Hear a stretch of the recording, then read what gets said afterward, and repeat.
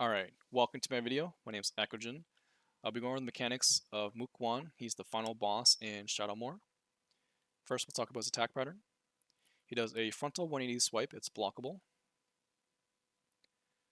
Tentacle slam attacks, it's unblockable. You'll see this linear attack first. And then you'll see two by his sides, and then two behind him. Unblockable stomp.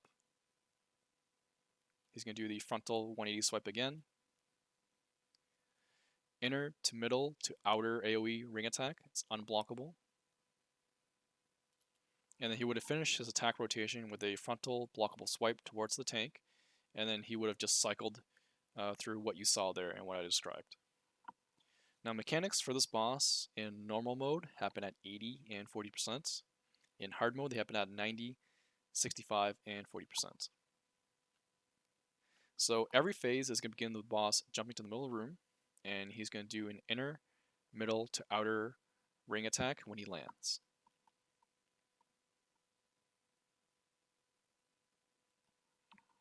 You can see this message here where he says he selects a target to curse. So he's going to give the furthest person from the boss the curse buff. In this video, we've indicated that by marking the guy with a down arrow above his head. That way it's easy for you to see who the cursed person is.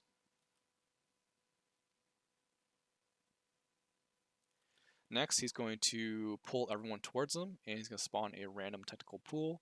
So that's that black looking water AoE thing right there. That's the tentacle pool. He's going to do a unblockable stomp attack. And then now he's going to create the death zone. So this zone is directed towards the person with the curse buff. And it covers one half of the room. So you have to make sure it does not overlap or touch the random tentacle pool, or otherwise you'll wipe the party. And the person with the curse buff can survive while being in the death zone. Next message here, it says he conjures a tentacle. So he's going to spawn tentacle pools under the furthest person. For the first phase in normal and hard mode, it'll always be one pool. Phases after that will always be two pools. And those tentacles will also be attacking the person who's spawning the pools. The person who's spawning the pools should also try to spawn them in a nice line starting from or towards the random pool. Just make it nice and neat. Don't make them too far apart or overlap them.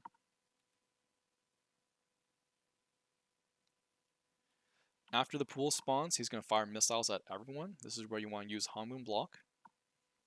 And then during those missiles, the person with curse stands near the edge of the death zone, as indicated by the down arrow above their head. And then the person doing marker 1 stands at the edge of the safe zone, as indicated by the heart over their head. So they do this because a chain will connect the person doing curse, or the person who has the curse buff, and the person doing marker 1.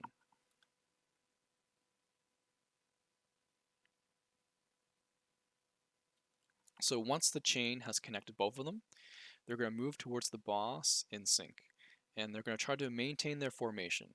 They can't be too far apart, otherwise the chain will break, and you need that chain to cut the tentacles. So after cutting the tentacles, the boss will give marker 1 the curse buff. And then the marker 1 player who got the curse buff will now be in the death zone. And then the previous player, or the previous person with curse buff that was in the death zone, will now be in the safe zone. And that cursed player, the old cursed player that's now in the safe zone, will now step on the tentacle pools to remove them.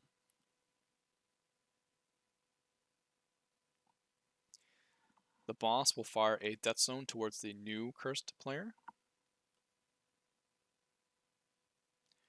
His CC bar is going to open up. He's going to grab the new cursed player.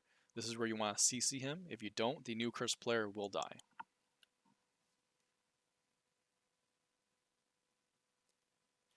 After that CC, the new cursed player and the closest person will get chained together, and he's going to do that AoE ring attack again. So this time, it's going to hit from the outside and then to the inside. So it's going to hit outer, middle, and then inner.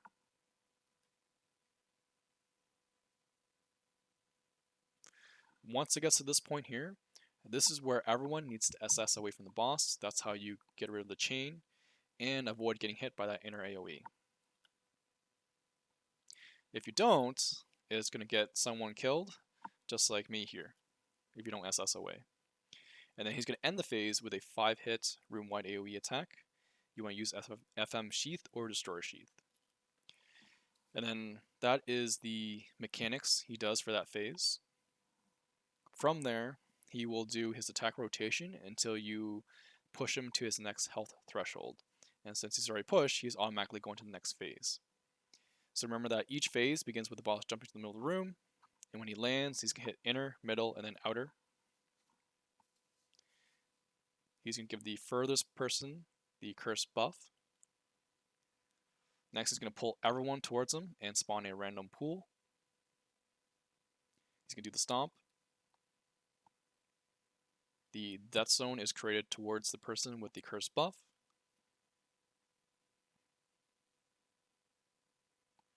The furthest person will now be spawning the tentacle pools. So remember that after the initial phase will always be 2 pools.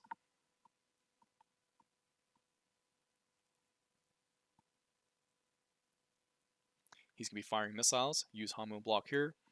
Note how the cursed player is standing near the edge in the death zone, and marker 1 is standing near the edge in the safe zone, because they want the chain to connect themselves together. Once the chain connects, they move towards the boss, not being too far apart. They cut the tentacles. Marker 1 will now receive the curse buff and be moved into the death zone. The previous cursed player will now be in the safe zone. The old cursed player now needs to step onto the pools to remove them. The boss will create a death zone towards the new cursed player, so make sure it's still facing towards the same direction of the previous death zone, so that way you don't get the rest of the party killed.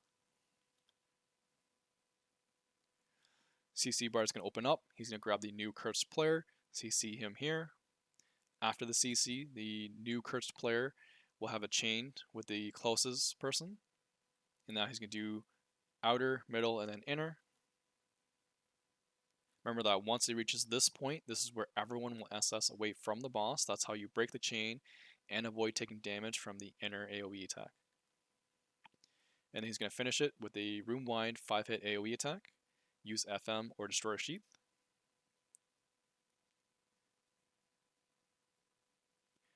And there we go. That's the mechanics for the final boss in Shadowmoor on normal mode. I will include a description of everything I talked about, of the guide and the mechanics, in the video description below. 40% hard mode is a little bit different, so I will include a little blurb of what happens on 40%.